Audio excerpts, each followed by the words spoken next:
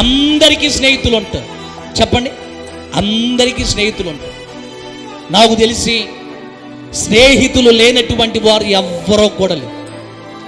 చిన్న పిల్లల దగ్గర నుంచి మదివి వయసులో ఉన్న ప్రతి ఒక్కరికి స్నేహితులు ఉంటారు. మంచి స్నేహితులు చాలా మందికి ఉంటారు.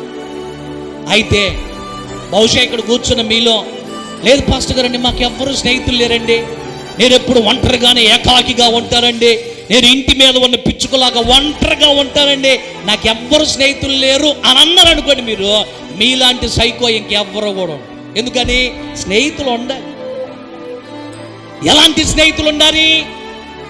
కొంతమందికి స్నేహితులు ఉంటారు. ఎలాంటి వారు? లోక సంబంధమైనటువంటి స్నేహితులు. కొంతమంది స్నేహితులు మంచి మార్గంలో నడిచేవారు ఉండరు. కొంతమందికి స్నేహితులు త్రాగుబోతులు ఉంటారు.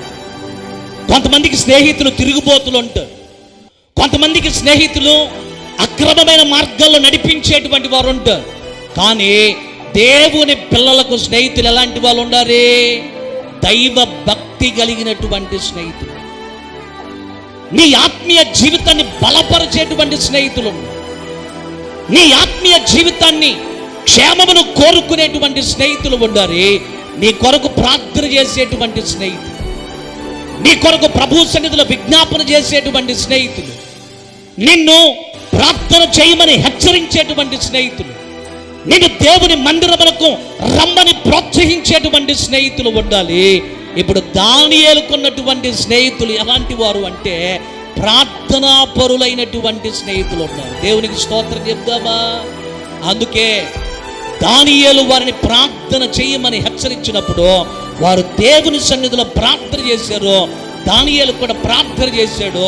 దేవుడు వారి ప్రార్థనలు విని వారికి ఆ కలను, ఆ భావాన్ని తెలియజేశాడు. మన ప్రభువు మర్మములను బయలుపరిచేటువంటి దేవుడు కనుక మనకు కూడా ప్రార్థించేటువంటి స్నేహితులు